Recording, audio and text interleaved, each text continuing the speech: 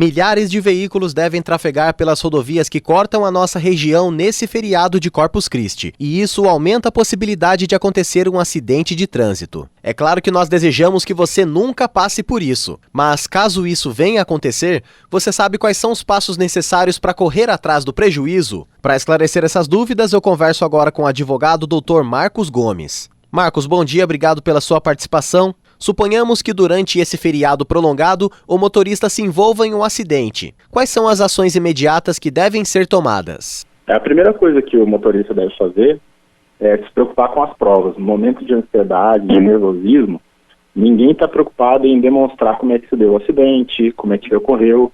E muitas das vezes também, quando não tem vítimas no local, quando não é um acidente muito grave, nem a viatura da polícia acaba se deslocando para fazer um boletim de ocorrência. Então fica muito sujeito às provas das pessoas que estavam ali perto, da colheita das testemunhas. Então a nossa dica, primeiramente, é se preocupar, abaixar um pouco da ansiedade, mas se preocupar muito com a realização das provas, fazer vídeos do acidente, deixar tudo documentado antes de tirar o veículo do ambiente, fazer o maior número de fotos possíveis e salvar tudo isso, deixar registrado.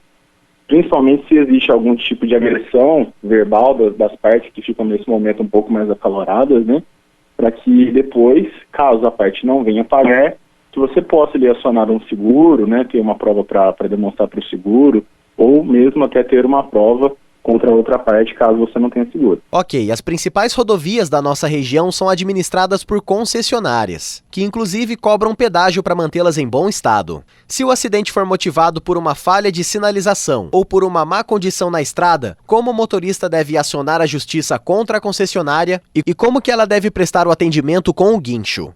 O guincho ele tem a responsabilidade de remoção, dentro dos limites da rodovia que é pedagiada, dentro daquela concessão, até a cidade mais próxima de onde ocorreu o acidente. Essa é a responsabilidade.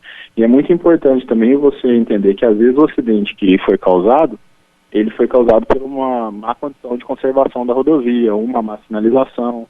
No momento que tem um tráfego mais intenso, aquela pessoa pode quebrar uma roda, ou ela pode ter algum tipo de acidente causado por algum obstáculo na rodovia, que não estava sinalizado, enfim. Tudo isso deve ser documentado, igual foi instruído via fotos, vídeos, e também existe a possibilidade de reparação de danos pela própria rodovia, própria concessionária. A partir daí, você tem que deslocar até um juizado especial, Você pode fazer por atermação, ou seja, você faz sem a presença de um advogado, se o valor da indenização for baixo, que é 20 salários, mas aconselha-se a presença de um advogado, até porque a parte ela desconhece todas as possibilidades de indenização, de reparação dos danos, e se ela tiver um auxílio jurídico, ela fica melhor embasada até para poder movimentar a ação. E daí, a partir disso, o processo gira em torno de 2 a 4 anos, depende da complexidade, do tipo de acidente, se envolveu vítimas ou não. E geralmente o que se busca ali num acidente simples, que é apenas um dano patrimonial, é a recomposição dos danos. Caso haja também algum dano que excede o dano do veículo, que vai para as partes, tem de inclusive lembrar aí de acionar o seguro DPVAT, que pode ser por uma outra ação, mover uma outra ação, ou você também pode fazer uma requisição administrativa. Certo. Quais documentos o motorista deve arquivar para provar que consertou o veículo?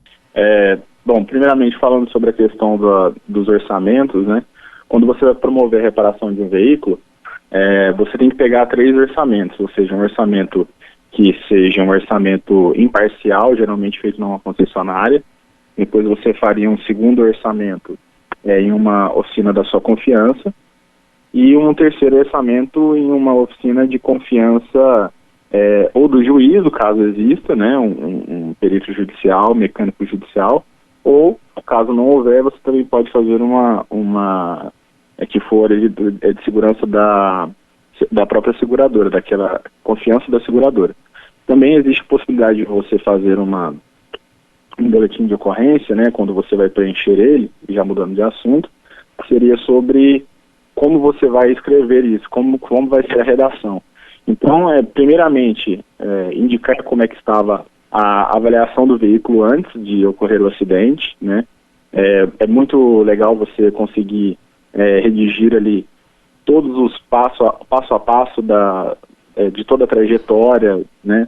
Ter testemunhas que possam ali você vincular ela nesse boletim de ocorrência. Então, as pessoas que estão ali ao seu lado no momento do acidente, é interessante você pegar todos os dados completos dessas pessoas, né?